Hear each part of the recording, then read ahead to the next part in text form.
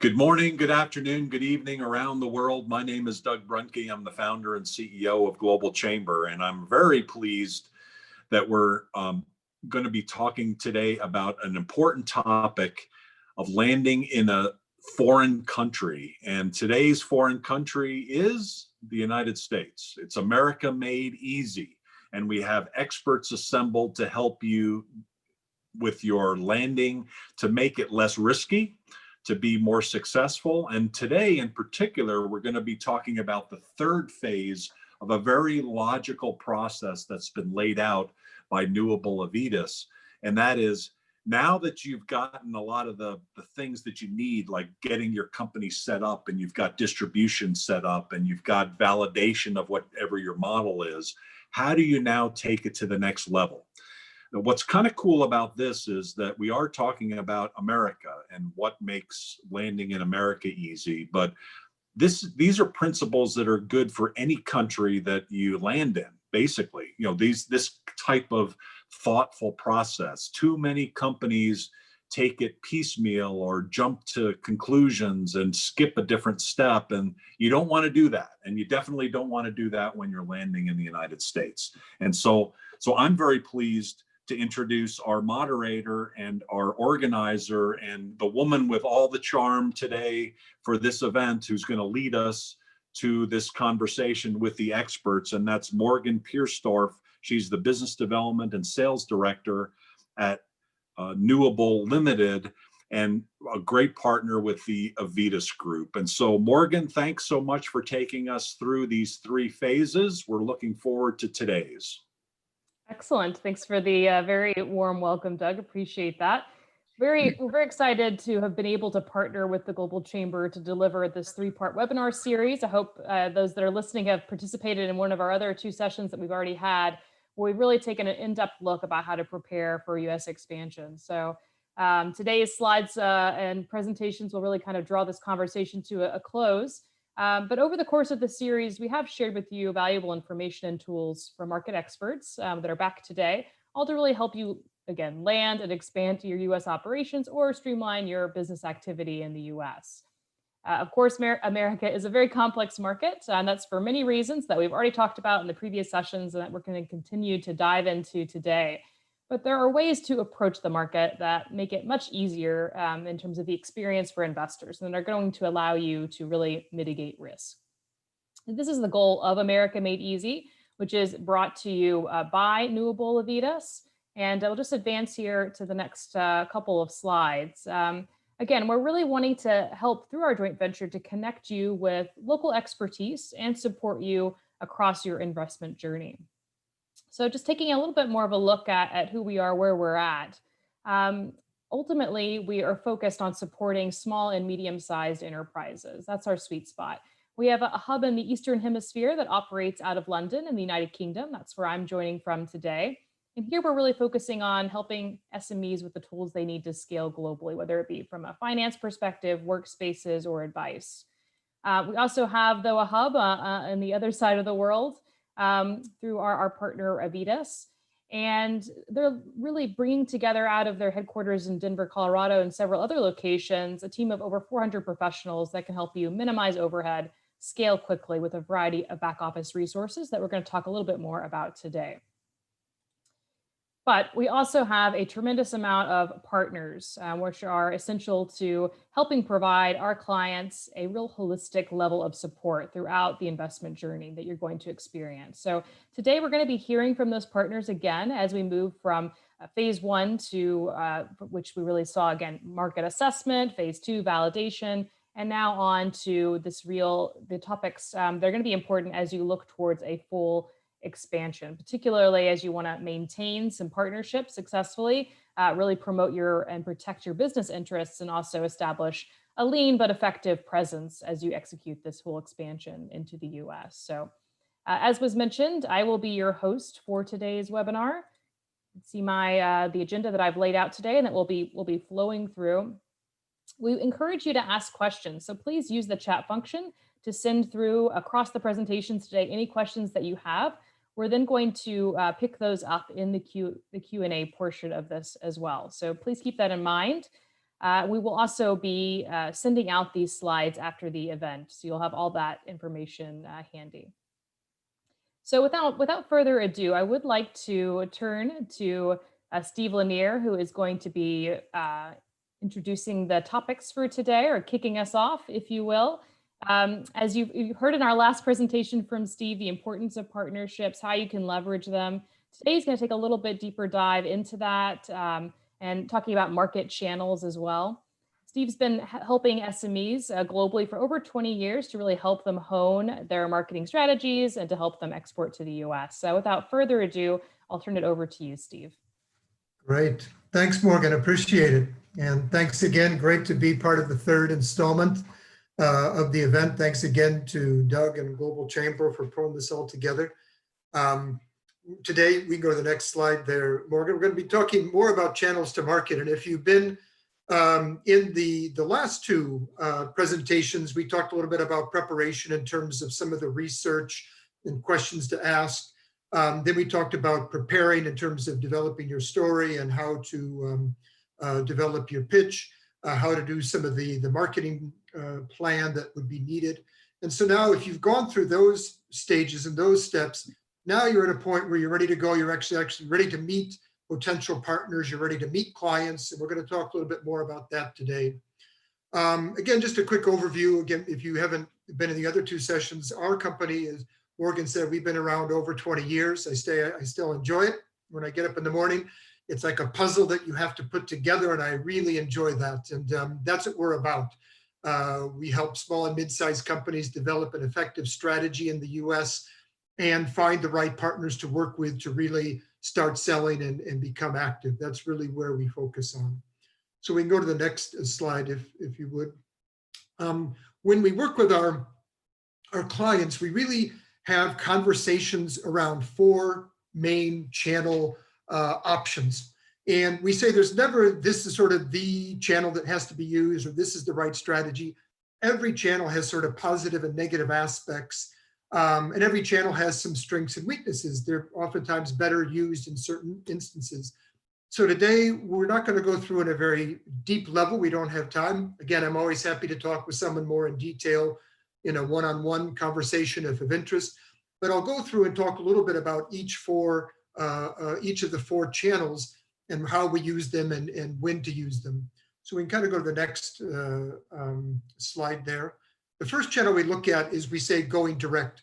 Whether you're a tech company, whether you're a consumer, a B2C company, whether you're a service company, there's always the option to go direct in the US market. And that means going direct to targeting end users. It means going direct to talk to retailers directly.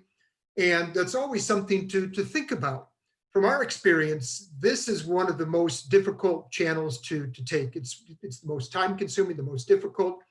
And we say, if you're probably going to do something like this, you probably need to have boots on the ground. You probably need to have an individual in the US working for you to really make it work. We've had clients that have tried it for years and it hasn't worked. And then they've come to us and we've kind of looked at what they're doing. It can be a very difficult activity.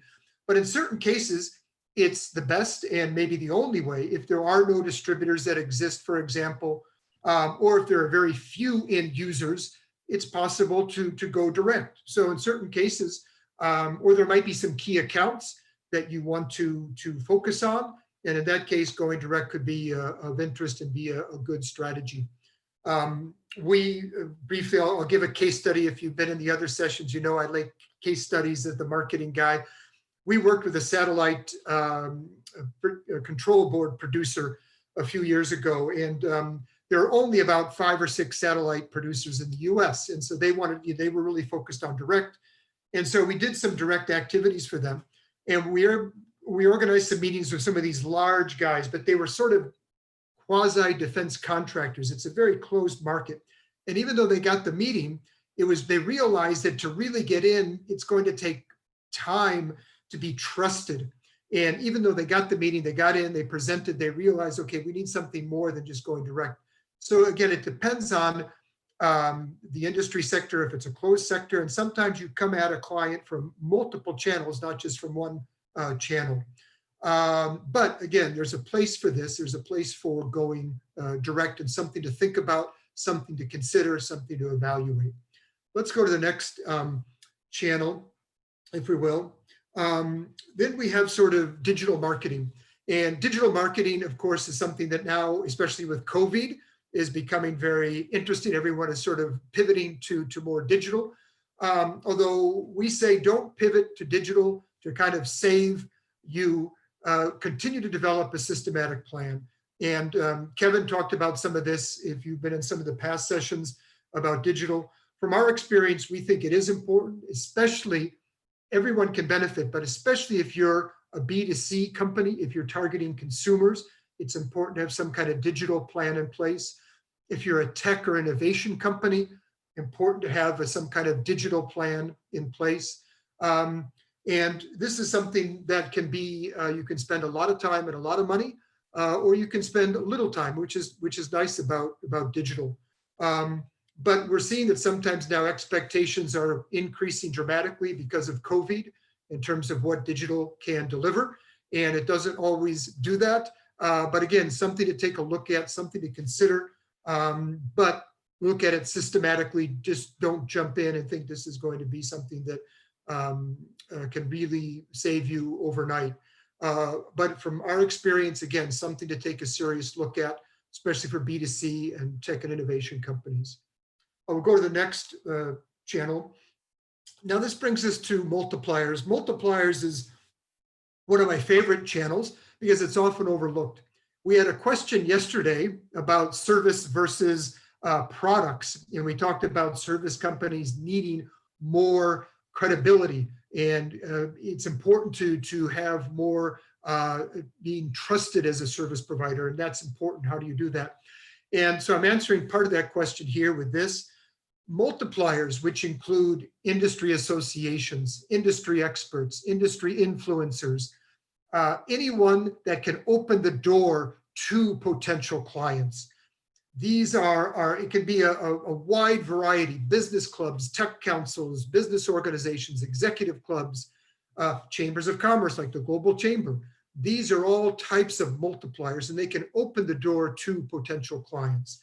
And we found that multipliers are very effective if you are a service company, if you're some type of engineering company, consultant, very important or to establish credibility. Because if you come to a potential client through a multiplier, you have the credibility of that multiplier. Today, we're coming to you through Global Chamber. And when you say, I know Global Chamber, I trust Global Chamber, that comes off on us. And that's why you're here today, because of Global Chamber.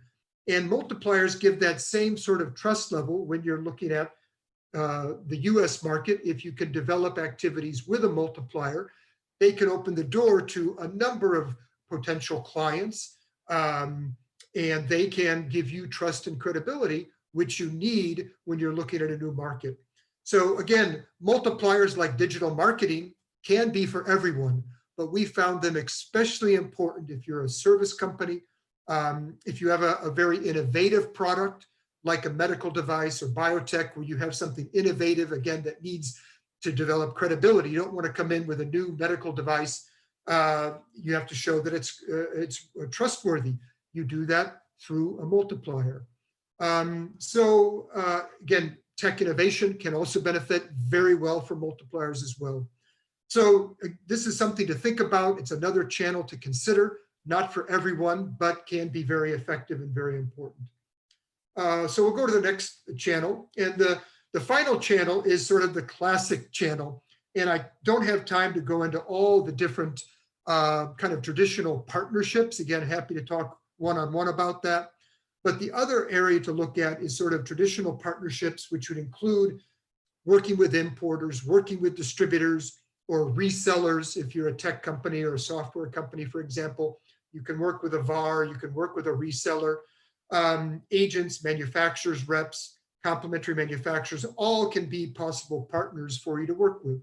And so we also have a conversation around, do partners exist? Are there partners that are well targeted and well qualified? If there are, this is another channel. just very briefly, I'll go down through some of these. We can go to the next slide there. Importers are kind of the classic, again, typically for some type of a product, whether it's a consumer product or industrial product. Great type of partner because they give you the order, they take the product, and you don't have to do anything. You don't have a lot of control over the marketing. It's not really the best long-term strategy because you don't even know who they're selling to, but they do allow you to get into the market. So importers are certainly an interesting target to look at if you're going to look at partnerships. We'll go to the next one, which are distributors. Distributors act at more of a regional level. They don't import. Good to work with again, but oftentimes it requires more work, and sometimes you need to stock product in the US if you're going to work with a distributor. And now a lot of distributors are also doing e-commerce. They've realized that they're in a position to do e-commerce. So a lot of distributors are distributing, and they're also doing e-commerce sales. So again, but a lot of times they do require that people be in country with product if you're going to work with a lot of e-commerce clients. And they like you to have some kind of digital marketing plan in place. And sometimes they want to work on consignment if you're working with an e-commerce site, which means they want to sell your product. They pay when they sell it. But again, good option, but each option has sort of positive and negative elements to look at. And then we'll go to the next type of partner. Agents and brokers, something to consider as well. Typically used if it's a more technical product, they work on a commission. If a product needs more education, if a product has engineering, then you probably need an agent out there selling who can really do some of that value-added, technical engineering value-added that's required.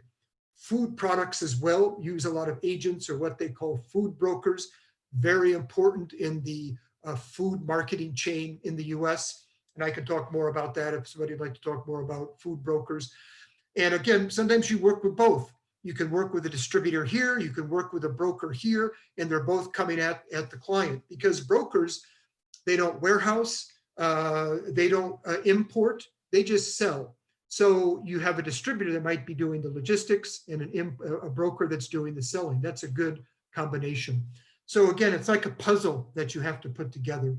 Then we'll go to the next type of partner here. We're going through these quickly, I know, but it's good to know about each one, and then we can talk more if there are some questions. Complementary producers, interesting as well. We find if there's a lot of competition out there, then we will look at a complementary producer who is a manufacturer in the same sector, but not a direct competitor. They're selling to the same type of client, and they can take on a product and sell it sometimes under their brand, sometimes under the brand of the producer from overseas. That's something to negotiate. You would need a good lawyer to negotiate that. But if you have that type of a partnership, you can put your brand on there and the other brand and can do a co-branding. So it's another good partner, oftentimes if it's a real competitive situation, or again, something kind of complex that you might need that partner. And then the last partner, if we go to the next slide, is actually to look at an acquisition. Very interesting. Acquisitions are something that are not for everyone, but they're probably for more people than you think. Acquisitions get you into the market. They get you a client base. They get you a brand. And right now, it's sort of a buyer's market in the US for acquisitions. Baby boomers are retiring. People that have had companies for years are now looking for an exit strategy. So we're finding more and more openness to selling companies. And that means that companies are oftentimes willing to more open and can negotiate. And it's something that we're seeing that is actually, it's not a bad idea to look at buying a company to get you in, especially if you're in sort of a closed market or a market that has a lot of competition. Acquiring a company can certainly be something of feasible and of interest to get you into the market. We could probably do a whole webinar about acquisition. Maybe we should do a whole webinar about acquisition, but we'll put that out as a topic perhaps for later. So those are the four. You can look at the digital marketing, you look at multipliers, look at classic partners, and you want to have a kind of evaluate each one and start to put the puzzle together and talk to as many people as you can. That's what we suggest to do.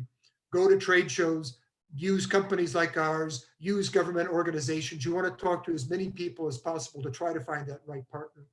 And then we'll go to the next slide there. We say then, kind of to sum up the three seminars that we've talked about here from a marketing standpoint, oftentimes people ask me sort of, what's the key? What's the key? And I'd say, okay, probably the two keys, if I had to say from 20 some years, 25 years of experience, the two keys that we see: tell a good story, go out there and give a good pitch, tell a good story, and then do very, very effective and aggressive follow-up. We suggest those are the kind of the two keys. You have to follow up, you have to push. US market is extremely competitive. You have to push to get in, and once you're in, you have to keep pushing to get in. Like Tom said yesterday, you have to be demanding, and we agree with that. You have to really push. In the beginning, you have to attract the company, so you have to kind of show them. But then, as you get more serious, you have to be demanding. You really have to push. You have to follow up and to get in. So that's it. We'll go to the last slide there, which I talk about the little pyramid. I won't take the time to go into that in great detail. But the idea is, when you're talking with a company, you have to move up that pyramid. And as Tom said yesterday, Americans are very positive. But you have to get up to that pyramid where they're going to do business with you, which is in that top 3 or 4%, which takes follow-up and pushing to get up there. So it's been a real pleasure talking about marketing these last 3 sessions. I hope it's been informative. Always available to do brainstorming together. I love to talk strategy with companies, so I'm happy to do that. And at your service for one-on-one or any questions that you might have today. So that's my pitch. That's my story. Morgan, I will turn it back over to you. Yeah, thanks very much, Steve. We appreciate it for an excellent presentation throughout the course of the series. So we've been talking about channels. As these channels solidify, you've got to start thinking about other preventative management strategies, some of which were alluded to by Steve just now, but really thinking about protecting the company, and then also thinking about perhaps immigration considerations for your travel to support your US operations as they grow. So for this topic, this next topic, I'm very pleased to introduce Tom Torelli of Torelli and Associates. Tom has over 30 years of experience working with small and medium-sized companies around the world, helping them minimize their legal risk as they start to do business in the US. So he has a Chicago-based firm, which has a broad range of expertise, but again, all really focused on SMEs. So with that, I will turn it over to you, Tom. Thanks a million, Morgan. And thank you, Doug and the Global Chamber, for organizing this event and bringing such great participants to listen to us. Hopefully we have some things that they find to be of interest and value. The elevator pitches get shorter and shorter as these sessions go on. I think Morgan has done a good job of giving you an idea of who we are and what we do, just like Steve and I think Frank, who's coming up shortly. Happy to have an offline 1-hour conversation at no cost to give you some ideas as to what steps can be taken to minimize your exposure to legal risk when you do business in the United States. Whether it be us or another lawyer, please make sure you get some good legal advice as you enter the United States. An ounce of prevention is worth a pound of cure. It certainly applies to the legal business. Yesterday, at the end of the day, I didn't quite have time enough to discuss governing law as one of the key terms in a contract, and it clearly is. For almost all of our foreign clients, they prefer, of course, having their foreign law apply to contracts in the United States, whether it be sales terms and conditions, their guarantees or warranties, their sales agreements, partnering agreements, etc. The problem is that where would that contract with an American partner need to be enforced? Well, in the United States, because that's where the business is taking place. So it's crucial whether you're successful in getting your home country's law to apply to a contract, the contract has got to be enforceable in the United States. And usually that means that US law should probably apply, which also means you've got to have an American lawyer who understands each of the words in the contract involved in some way or another, whether it be us or one of the other close to 900,000 lawyers that exist in the United States. Yes, there are that many of us. So then the title of my presentation today is Product Liability and Immigration Law. Then I took another look at what Morgan asked me to talk about, and that was preventive steps that can be taken to reduce your exposure to legal risk. And we talked about that last week, and we talked about it yesterday. It's the focus of our law firm's practice. The first thing, of course, is to protect your intellectual property, whether that be just your trademark because you're selling a product that already exists in the United States, or whether it be patents, confidential information that needs to be protected through NDAs or otherwise. So that's the first step in preventing legal risk in the US.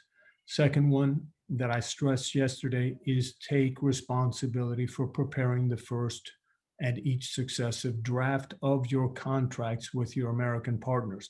If you let them do the first draft of the contract, you will be fighting an uphill battle the entire time. And I can guarantee you that the contract will not protect you like a contract would that you would have had your American lawyer prepare in the first place. And if you're trying to save money by allowing the other side to prepare the contract, then you're not ready to do business in the United States, because that's not where you should be trying to save money, which indicates to somebody like me that's been doing this for 35 years that your budget for being successful in the US market is not nearly big enough.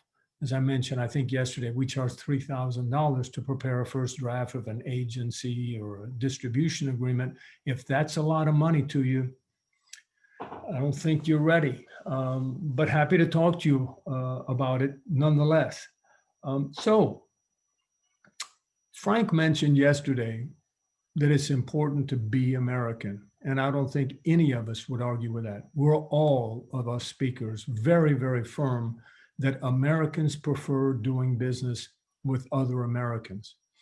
So setting up a US company through our good friends at Avitus would create instant credibility with Americans. Even though it doesn't cost much money to set up a US company, Americans will think, you're here, whether you are here or not, in reality. So have that in mind, that setting up a US company can create instant credibility, but it can also be a great step to start taking preventive action to minimize your exposure to legal risk. Why? Well, if your US company does business in the United States and somebody has a contract claim, the product didn't work, you didn't deliver it on time, it's not in the proper quality, you sent it to the wrong address, whatever. Well, if it's your US company that entered into the deal with the buyer, it's the American company's problem. Now, you might say, well, what difference does that make? Well, if it's a big enough claim and you haven't made much of an investment in the United States, it at least allows you an option to decide what to do about the claim and your US company.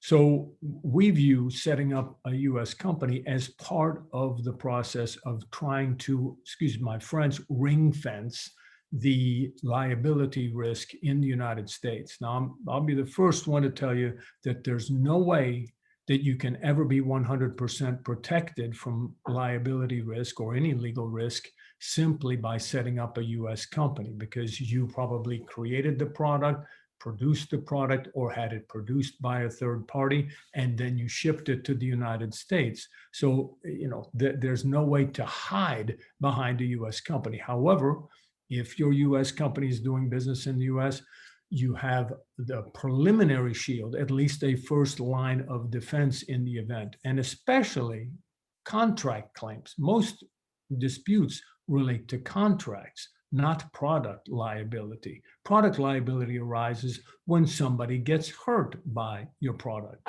not because the product didn't work, for example, or there's a breach of warranty. That's a contract claim.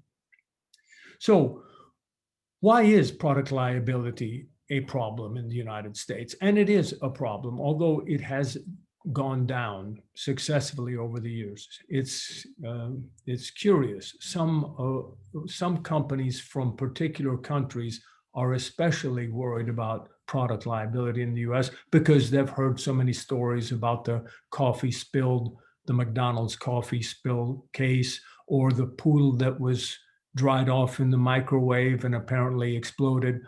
We've actually looked for the poodle case and never found anything through all kinds of Google online searches about dogs that exploded in microwaves. We think that's a story somebody created, perhaps to increase the insurance premiums. Hopefully none of you are in the insurance business. But product liability is an issue. And why is it? Well, because in the United States, the government does not view itself as being responsible for the welfare of its citizens in the same way as in Europe, for example, where the cradle to grave mentality exists. In the US, if you're injured by a product, you have to find who's responsible for the injury that you've incurred, or have insurance that adequately protects you. And as a result, what's grown up since 70, 80 years is the whole area of product liability. That's why it's an issue. And that's why it's a bigger issue in the United States than it is anywhere else. Is insurance enough? Well, insurance is an important consideration. Many people make the mistake of presuming that the insurance that they have is worldwide. And it says worldwide insurance coverage. And then you look at the fine print and it says, except for the United States and Canada. If you have worldwide product liability insurance and it's inexpensive, you should check the policy very closely to determine whether it covers your activities in the United States, because odds are that it does not cover your activities in the United States, and having insurance is essential. We view it as being pretty much irresponsible to not have product liability insurance when doing business in the United States. Now, I next mentioned punitive damages. Punitive damages go beyond the actual damage that has transpired. And the reason punitive damages is an important consideration is because of the value of engaging in product liability preventive management. So in the event that you were sued in the US and you were to lose a product liability case, the damages are split between compensatory damages on the one hand and punitive damages on the other. And compensatory damages are usually in the tens of thousands of dollars, maybe hundreds of thousands of dollars, and they're generally covered by product liability insurance. Punitive damages, to punish you for having introduced an unreasonably dangerous product on the US market, are the multiples of the compensatory damages, sometimes exponents of the compensatory damages, and they are never covered by insurance. It's the punitive damages that are the high risk for any company doing business in the US, whether it be a domestic or a foreign company. So it's trying to manage and minimize your exposure to punitive damages that's crucial. So as a result, how we developed part of our business is called product liability preventive management. What can you do today before there are any claims in the United States to minimize the risk of anybody getting hurt?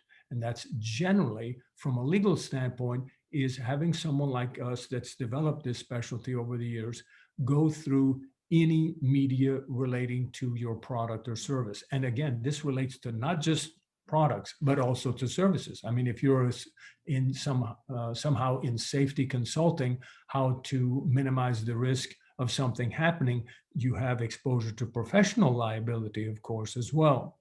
So we go through websites, instructions, brochures, warning labels, limited warranties, disclaimers, limitations of liability, all of those kinds of things with a legal eye, not that we're specialized in your particular product, but with a view toward minimizing your exposure to product liability risk, and in doing so, helping to reduce the risk that anybody gets hurt using your products. Because of course, if they do, then we're already getting pretty close to a product liability claim. Just to give you an idea, I've been doing this for 35 years. It's very rare that clients of ours are sued for product liability because they're responsible. They take these preventive steps to reduce their exposure to liability risk. Let's press on to immigration since I only have a couple of minutes left. When it comes to immigration, obviously COVID has thrown immigration into a tizzy, if you will. The consulates were uniformly closed for 5 or 6 months. They've reopened. Initially, when they reopened, it was only emergencies, especially for Americans trying to get passports to get back home. Now, we have created what's called the National Interest Exception. And the NIE, as it is called, allows people to come in one time for as long as necessary or as long as allowed on their current visa or ESTA, if they have one, for purposes that are important for the national interest. And the national interest today is for the economic recovery, or in particular industries that are very sensitive today, namely security, food, the medical sector, of course, perhaps transportation, et cetera, et cetera. This is difficult to obtain, but can be obtained. We've been successful in each of the 6 or 7 cases that we have confronted so far. But what's crucial is to ensure that the individual that is coming to the United States has very high technical competence or is a senior executive of the company. There is an urgent need for that individual in the US. And it can't be because I need to see my people. But in fact, we've been successful in one case where that was part of it, but there were very extenuating circumstances. I'd be happy to have a chat with you if there's an urgent need today. I think we've all also agreed, the speakers, that long-term, you need to have feet on the ground. Avitus can help recruit someone that can do some market research for you, et cetera, and may ultimately become the right candidate to be your feet on the ground. But sooner or later, our experience has been having your own people in the US is very important. Sometimes it's someone that comes from your company. What's really important to understand is that for any of the temporary work visas and green cards, of course, there's got to be an American sponsor for the visa. You do not seek your visa yourself to live and work in the United States. The B1, B2 business visitor visa and the ESTA visa waiver program for those countries that are eligible for it, yes, you can seek that yourself. But to live and work in the United States, you've got to have a sponsor in the US that sponsors the visa application on your behalf. And usually the easiest way to get a work visa is to have your own company, your parent company, who you are currently employed by, set up a US company and have that US company sponsor the visa, because the primary visas, the E, the L, the E and the L in particular, are based on there being the same nationality for the E visa of the sponsoring entity and the candidate, or the candidate having worked within the foreign company for at least a year before being transferred to the US. You got to understand that you can't just set up a US company the minute before you seek a visa, because the Immigration Service is going to require that there be substance to the US company, activities, a bank account with money in the bank account, expended funds on behalf of the US investment, et cetera, et cetera. This takes great planning. For those of you that are committed to having people on the ground in the United States within a relatively short amount of time, you need to set up a US company as soon as possible, open up a bank account, fund the bank account, and have any and all monies related to the US business activity spent by the American company. My time is up. Happy to have these types of one-hour conversations about any of these topics. Thanks so much for your attention. Thanks very much, Tom. We appreciate that. You've done quite an excellent job of segueing over to Frank's presentation, so I'm sure he'll be very happy about that. But something that you touched on, as your level of business activity in the US increases, you're going to reach a point where setting up a company is going to be the right decision for you. And it's going to allow you to streamline some of these operational aspects of the business, and it'll allow you to be sure that you're staying compliant, in short. So to speak further across these topics, I'd love to invite Frank to join us now. Frank Levine brings to the table decades of international experience. He's lived and worked in over a dozen countries, but he's also a US-UK dual national. So he also has that unique perspective as well. Without further ado, over to you, Frank. Thank you, Morgan, for that very generous introduction. It's very kind of you. And Tom, I just have to dial back a little bit. Your last slide is absolutely crucial from our experience in working with clients, that they take the very best advice, and you also be amongst that category, not to try and do the immigration and visa work on their own.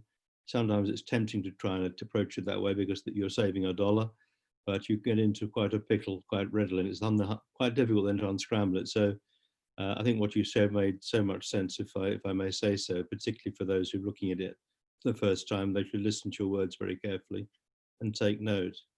But we're now moving forward a little bit into the Avitus pitch, if you like, the Avitus story.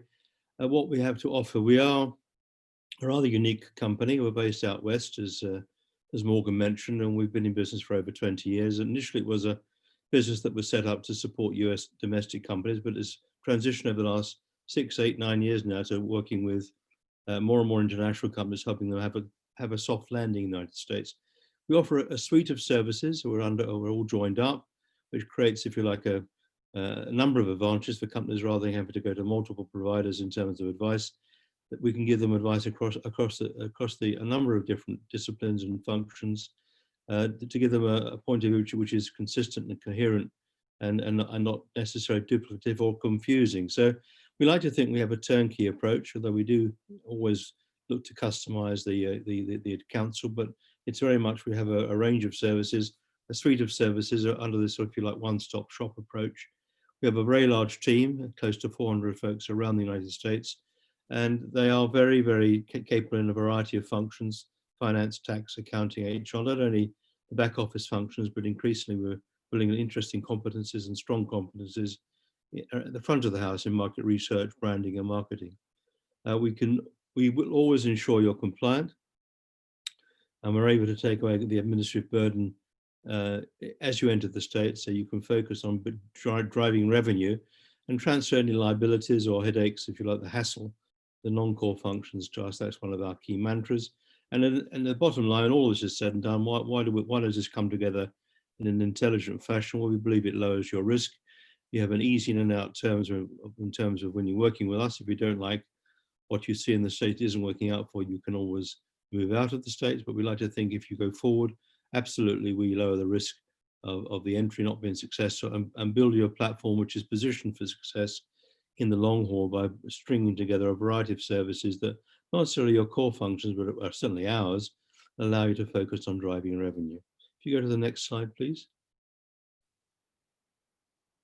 So how does this work? Well, there's a couple of options really. One of them was I touched on yesterday for those with this yesterday, was the market validation pilot, which is a very clever and astute way of getting to the States without betting the farm. It allows you to get boots on the ground, and we've talked about that. Myself and my colleagues have touched on the importance of having someone who represents you, a US citizen ideally, who can actually beat the bushes and represent you, come along with a black book. But there may be an occasion where you're already feeling that you know enough about the States. You've got a proof of concept. You've done business with distributors and agents and the sorts of multipliers that Steve touched on. The folks on the ground are giving you a franchise in the States which you believe is viable and sustainable, and you want to build on that. You don't need to validate any further with a boots on the ground and it's in isolation, but you've got a sense of that there is a market for your products and services already, and you want to go to a fuller expansion.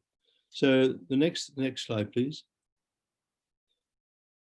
So what are the reasons to go to a full expansion? Well, it limits your exposure, as I touched on earlier. If you have an entity, and I touched on yesterday, in fact, to some extent, it allows you to ring fence your liabilities. This is something Tom talked about, but it does allow you to ring fence not only the product liability issues, but also tax liability issues. So whatever revenues and profits you generate in the States is contained in all manner of circumstances inside that entity, wherever that entity might be formed, and it allows the company in the UK to be at arm's length from the US enterprise. But it also gives you operational ease. You can transact readily. You can be seen to be an American company. You are an American company. You can receive checks, pay checks out if you have a bank account, which will come later once you set up the entity. It allows you to be seen to be to suppliers and customers a trusted partner that's not there for a short-term testing of the water, but is there, if you like, for the long haul. And they can build a relationship with you knowing that you're going to be there in the fullness of time. And that's how you build a sustainable presence. And last but not least, under this heading, if you don't have a US entity, it tends to indicate a lack of commitment. And again, all these things are rather intertwined. That commitment can actually compromise your ability to be seen to be a partner people want to work with for the long haul. If they know you're there seriously committed to the US with an entity, with a bank account open, open to receive, open to accept checks, able to cut checks with US staff on the ground, you for a very small, relatively small investment, you can look to be a serious player very quickly, and that builds credibility and builds substance to your enterprise, and builds substance to your investment, underpins it, and builds a platform that will last you for the long haul. Next slide, please. So how does it work? Excuse me, once you've validated the opportunities that to go into the States, you actually establish that platform. We talked about the market validation part at the outset, but if you're going for a full expansion, what are the components of this? So there are a dozen or so steps that we like to draw people's attention to. That they're not necessarily the complete article, but they're certainly a very helpful checklist. And if you'd like to go to the next slide, please. By going to using those 12 sets, which we'll show in a visual format in a moment, it helps you build, it's a building block for the future. It helps you establish an anchored, grounded business. It provides long-term impacts. It provides a foundation that'll stand the test of time. It positions you for success, and these are the core elements. And if you're looking to make an entity, create an entity, which is part of establishing a streamlined operation, the first step is by establishing the entity, you're going to be legally compliant. You can transact business in the States. We can help you find the right location, help you identify the right legal structure, and then on the basis of that, we can then draw talent to the company. Where we're building on either export successes or other successes as a result of remote marketing. We can then build around that a platform that will last you for the fullness of time. Once this entity is set up, which is an important consideration, not a huge amount of money, which was touched on earlier, what it positions you for is the ability to get a federal employer identification number from the Internal Revenue. This allows you to open a bank account and get basic insurance in place, particularly workers' compensation, which is mandatory in 80% of the states. We have a risk management function, by the way, which I just mentioned as a sidebar. And we will actually put in place, if you care to entertain that, a risk and safety appraisal assessment, so we can take a full look at your operation that you're about to set up or already have set up in the States.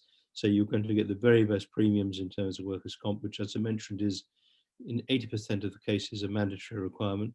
But it does, once you've got the legal entity set up, it does allow you to put in place, as say, a bank account, insurances, and provide coverage for your company on the corporate side. You wouldn't otherwise be able to entertain product liability insurances, corporate insurances of the product officer characterized as such, in a way that gives you the ability to really ground the entity and put the entity into a very safe position.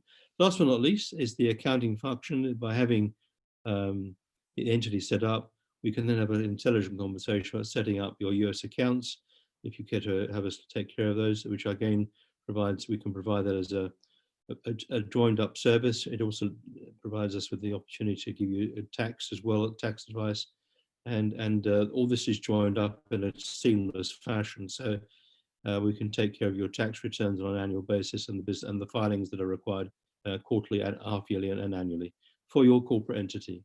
So these are the foundational steps, if you like, for building a platform for growth. If you go to the next slide, please. I touched on this a little bit earlier about these 12 steps, and some of the foundational pieces are I touched on a little earlier: entity formation, opening a bank account, and having insurances in place. But this is a more complete picture. Our process is to have a very consultative relationship with you. We like to not only listen to what you say, but hear what you say, which is quite a different matter. Understand where you're coming from, what's keeping you awake at night. And we have a process in place which is called the discovery process, way of consulting with you. So we actually would put in place a half an hour conversation where we understand where you're at, where you're trying to get to, what's keeping you awake at night, as I mentioned a moment ago, and put together some proposals that would help you take that entry forward with a soft landing, using our capabilities to support you across the piece tier. And that would include all of these services, bar a couple, which of course I'll bring to your attention in a moment. We have a marketing and branding capability, and again, something not to be underestimated. We haven't got Kevin here today, but he would, I'm sure, touched on the importance of not just assuming you can cut and paste your UK or European or any part of the world marketing platform, just import it into the United States. It needs to be socialized for the US consumer, be it a business consumer or a B2B consumer. We help you with a location evaluation, so much as that we can give you some guidance about where to locate, subject to where you're currently doing business, where the talent pool is, where the tax regime might be more benign, even the quality of life considerations, where the best schools might be, best educational system, even for some people, in fact, where the airports are most conveniently situated could be an important consideration, or simply the fact that we recognize that some 40% of the US GDP is on the eastern seaboard. There's a lot of opportunity to locate there, and why would you not? And we can help you navigate through these different possibilities. We help on visa and immigration support. We're not a law firm, but we are very closely aligned with a number of law firms, not only with Tom, but other companies in the UK, particularly, and in Europe, who can provide visa and immigration support. That is an important strand of your business development going into the States. How much resource you'll require from the US, your resource out of the US is important thought and consideration. One that you shouldn't underestimate the importance of having US personnel, which we've touched on before. But you may want to have someone from the UK company or the Mexican company or the South Korean company come in and be the evangelical leader who brings the home market, the ownership, cultural value set to the US, and builds a business which is actually recognizes that and brings some passion to the business that wouldn't otherwise possibly be there if you didn't have some staff coming in from the home country. But again, that's something to be thought through carefully. We've talked about the legal entity and the banking setup. We have a number of great variety of banks we can help you with. Hong Kong and Shanghai Bank, particularly Silicon Valley Bank, Bank of America, Wells Fargo, and we can either do a light touch approach, and you would need to go and see the bank yourself and know their customer requirements, or we have relations on the ground in the States who can help do that remotely. And it's not for a great deal of money, but it needs to be done intelligently and well, so you don't trip yourself up going forward. It can be a stumbling block in some instances, but we believe we've got a very smooth process for handling that. We have an insurance brokerage in the house, which is again a unique capability. I mentioned earlier, we can provide corporate insurances, product liability, directors and officers, workers' comp, but also personal lines insurance for those companies that have a team of 2 or more. We can provide medical insurance, life insurance, dental and vision, for argument's sake, which are crucial if you're looking to recruit decent quality, top quality, mid-decile, and above quality of staffing to your organization, because the benefits of structure is almost as important in many instances as indeed is the pay scale that you're offering to the individual. So you can get quite challenged by this if you come in without this type of capability at your disposal, because companies coming into the States with small numbers of employees as their headcount will either find it difficult to get a quote, or indeed the quote might be rather expensive. We like to pride ourselves that we can take care of this in a very intelligent fashion. We can provide tax planning and tax consulting. We can set up the accounting function. I mentioned that earlier. I haven't talked too much about the IT infrastructure, but again, we can provide very substantive support, 24/7, disaster recovery, all the more micro support, getting laptops, mobile phones, even getting the office set up for you, which is a very hands-on function. But again, we're there to help.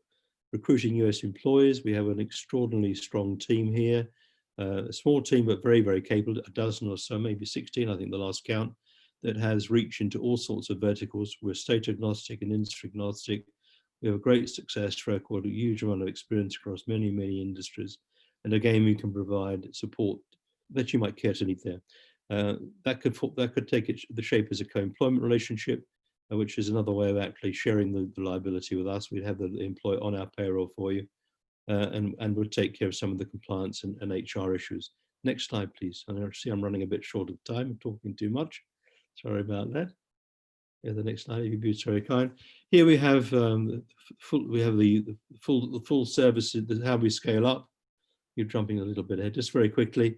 You can see here that a lot of the functions I talked about that we can perform can be done in 4 to 6 weeks. The only two that you need to pay attention to, if you want someone to come in from the home country, the visa immigration support takes a little bit longer, can take up to 6 months or more, and the marketing and branding work can take 2 or 3 months. But generally speaking, it can all be done within 1 quarter, often in a number of 4 to 6 weeks, and you can be up and running very, very quickly. Next slide, please, which I think brings me to the conclusion, if I'm not mistaken. And this is how you scale. I don't want to overstate this again, but broadly speaking, we've got all the functions that we laid out in those 12 steps, but we like to think we can simplify the process very readily by taking into account payroll, accounting, and tax preparation. It gives you a platform that you can then build from there and go forward. It can strengthen that business model you've established in the States, and these are more functions we provide, more capabilities that all join up. And last but not least, it allows you to, using that platform, those 2 or 3 legs of the stool, is a basis for building the business, and that growth can be powered by staffing, branding, and marketing, and also more thoughts around information technology.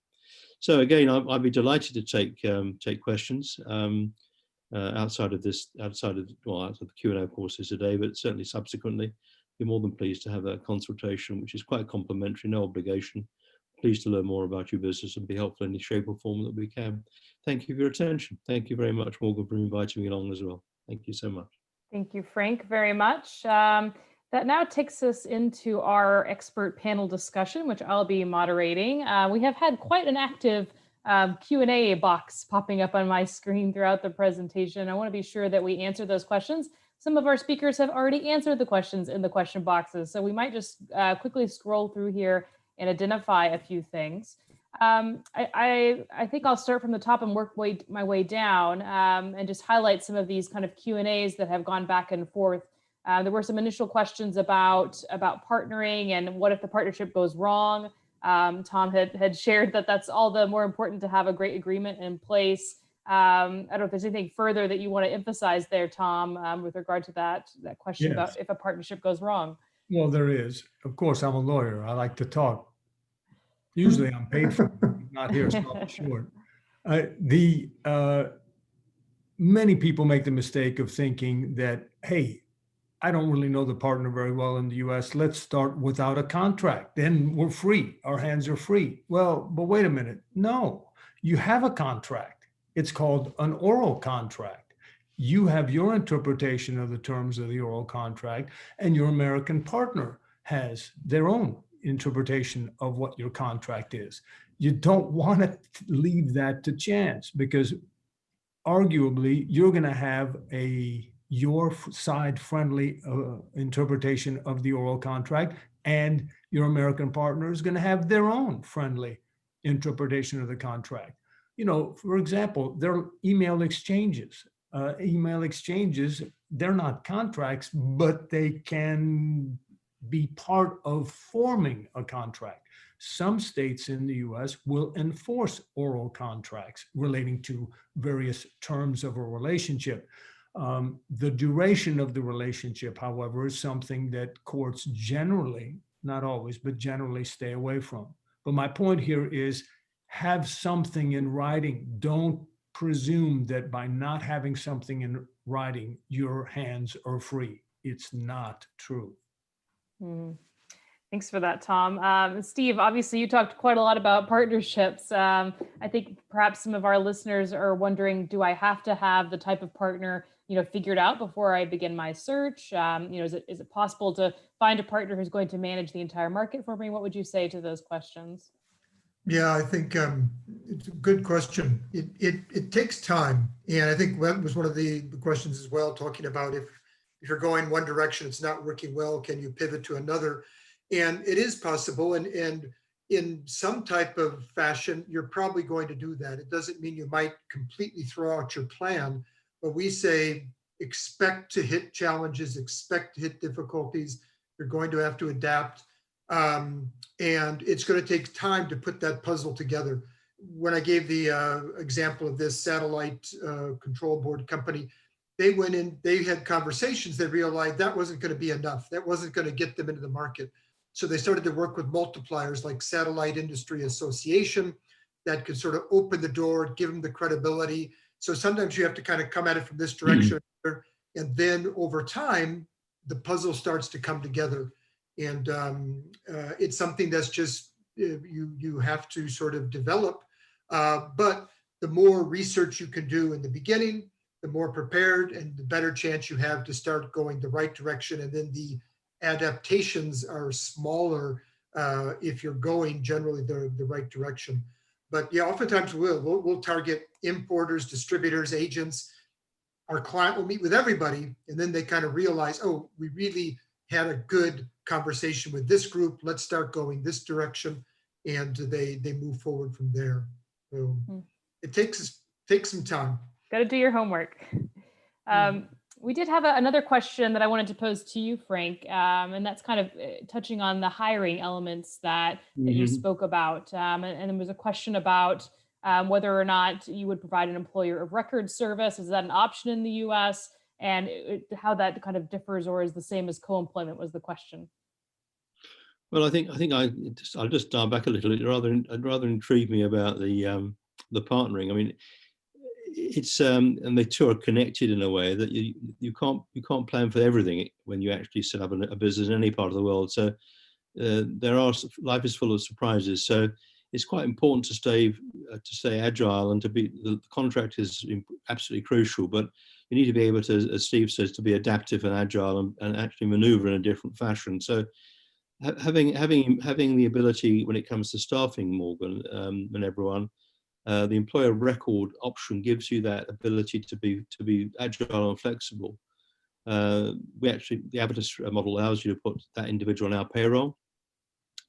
It allows you to not have to invest a great deal of money in building the HR function, the compliance function, or even taking over the taxes. So Avitus, as the employer record, has all that liability, all that work to do. And it does allow you, by staying, if you like, agile and fleet of foot with an employer record arrangement, like the co-employment type of model, or indeed the market validation, which is another form of that, but under a different heading, allows you to remain agile and adaptive. And although distributors can disappoint you, the market can disappoint you, you set up your business model using the sorts of competence and services that we like to think we offer, allows the companies to be able to adapt and maneuver if there are pleasant or even unpleasant surprises. It's crucial that you've got that in your mind's eye, and the way you recruit staff, again, giving you flexibility to in and out with staff in terms of being aware of the ability to let staff go more readily in the States and perhaps in other parts of the world, certainly within Europe, is an upside. But on the other hand, you still need to be looking to recruit decent staff who want to come to you for the long haul. So I hope that isn't. I hope that's broadly answered. It's a deep and broad answer, but I hope that helps a little bit. Yep, certainly. We're talking about partners. There could be some companies that are thinking, well, maybe I don't need staff right now. I'm just going to sell online. I have an e-commerce partner. And we're all thinking often the case, it's Amazon, isn't it? So I wanted to pose to Steve, what do you think about Amazon as a channel and selling that way into the market, Steve? Yeah, I mean, Amazon's sort of the 800-pound gorilla, as we say. They're obviously very strong, and you have to consider them. At the same time, there's some big downsides from working with them, including 30% commission oftentimes in terms of what they sell. And you can get lost in what you're doing. You almost need to have a full marketing plan in place just for Amazon, and probably use a digital media company to get you noticed in Amazon and get you up in their system. That all takes time and money to get into. There's a lot of other options besides Amazon, kind of like Walmart. We have clients that say, I want to sell to Amazon, I want to sell to Walmart. And it can be a challenge and take a lot of time, and may not be the best place to start, but it's something certainly to consider. But it's going to take some planning to really make it work from our experience. Okay, something certainly to keep in mind. We've talked a lot about, not only in this series today, this phase of the series, but in the one yesterday as well, about product liability. And there were some questions in the chat along those lines that I wanted to address with you, Tom. It was posed, regarding product liability issues. Deciding where to set up your U.S. headquarters. Do you think that is one criterion which would have an impact on product liability? And then I think there were some more questions alongside of the differences of setting up in one state or another. So I think Tom first, and then Frank probably could also add to this as well. Thank you. Essentially, you will be subject to the laws of the state where the accident may have taken place, because state courts, the lawsuit would likely be filed in state court in the state where the accident took place, and state courts are reluctant to enforce the laws of other states when it relates to the interests of their citizens. As a result, chances are you'll be subject to whatever state's law where the accident takes place. Consequently, the state in which the company is organized is not really going to have a substantial impact.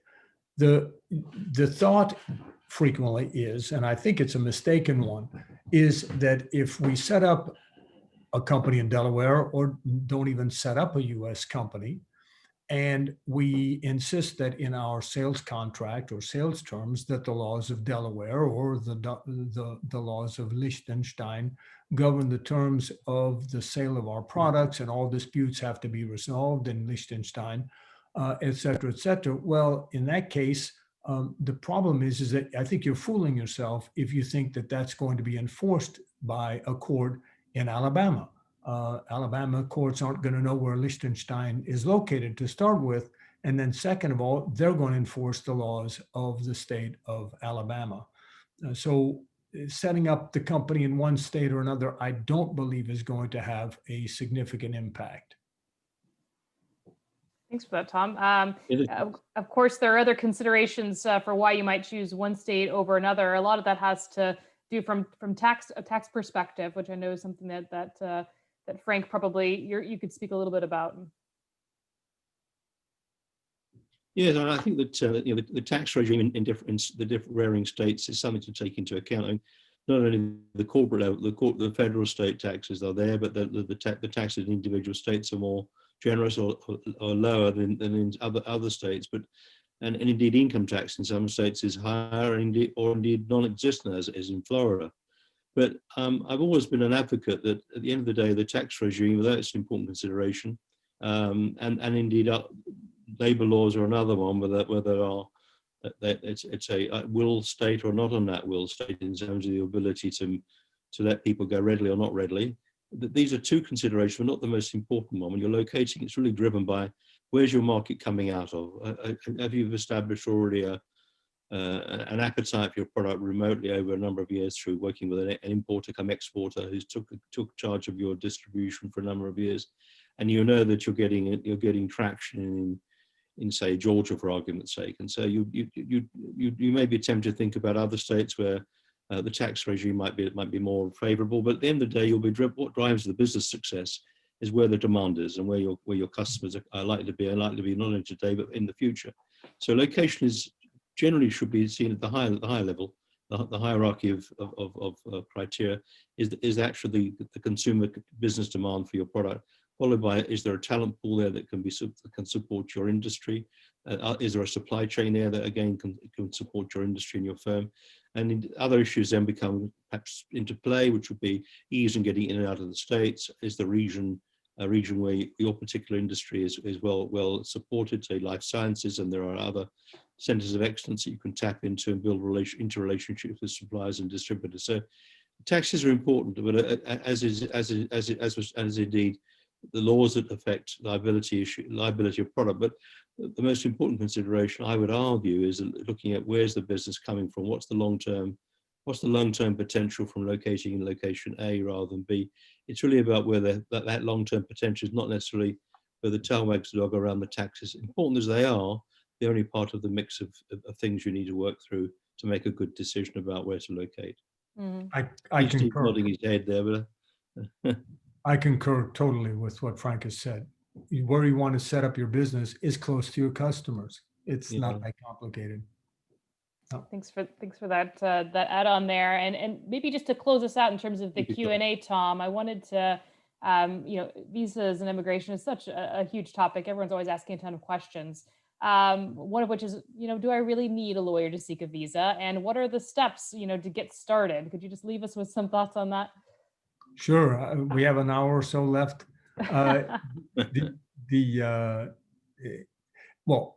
The ESTA, if you're in a country that is approved for the ESTA, then you can seek the ESTA online with the consulate by visiting the local consulate's website. So that's no problem. And you don't need a lawyer for that. The B1, B2 business visitors visa, you can seek that on your own, and there's no real problem with that. What is important to understand is that if you have a vision of seeking a work visa, namely something that would allow you to live and work in the United States over time later on, then be advised that whatever you put into your B1, B2 visa application and the all-important cover letter that has to accompany the application will be reviewed at the time that your US company seeks the visa to bring you into the United States. And as a result, our advice is get the lawyers involved at the B1, B2 visa level, because you're taking risks depending on what representations you make when you seek the B1, B2 visa. When it comes to work visas, we used to charge $1,700 to do an L1 visa, and the dossier was about this thick. Today, we charge $7,000 to do an L1 visa, and the dossier, there may not even be enough room here on the screen to show how thick the dossier is, the business plan, all of the exhibits and contracts and expenses and bank statements and everything else that is necessary in order to convince the Immigration Service to issue visas. And why is that the case now versus before? It's not just because we have a protectionist administration. No, it's because of immigration fraud. People have defrauded the United States government for such a long time that the government got tired of it. And now they have certain requirements in order to obtain a visa. And this becomes even more crucial if there's any interest in obtaining a permanent residence visa at some point in the future, to create a structure already in place today that's going to maximize the likelihood of obtaining a green card, a permanent residence visa later on. Gotcha. Okay, well, those are some heavy thoughts to leave us with, but you clearly have all of the experts here. So I'm going to start to close us out by thanking everyone for being a part of this, and to say, if you really want to continue this conversation, you can do that through the America Made Easy podcast, where we interview experts to really take a deeper dive into a lot of these topics. So please check that out to continue to stay engaged with us. Also want to remind everyone that these slides are going to be made available afterwards, as well as with the recordings of each of the 3 parts of this series. You can see our information is up there. We're all very happy to have an initial one-on-one free chat with you. So please reach out directly to book that in if you'd like. And finally, a very big thank you to Global Chamber, to Torelli & Associates, American World Services, the Newable-Avitus team that has really brought this series to you and made it possible. So Doug, again, thank you very much, and I'll hand it over to you to close us out. Thank you. Thank you, Morgan. I confirm your thanks to Steve, Tom, and Frank for their contributions today. This kind of stuff, this kind of information, this education thrills us to no end. We, within the global tribe, are growing. We're now over 40 million trusted resources.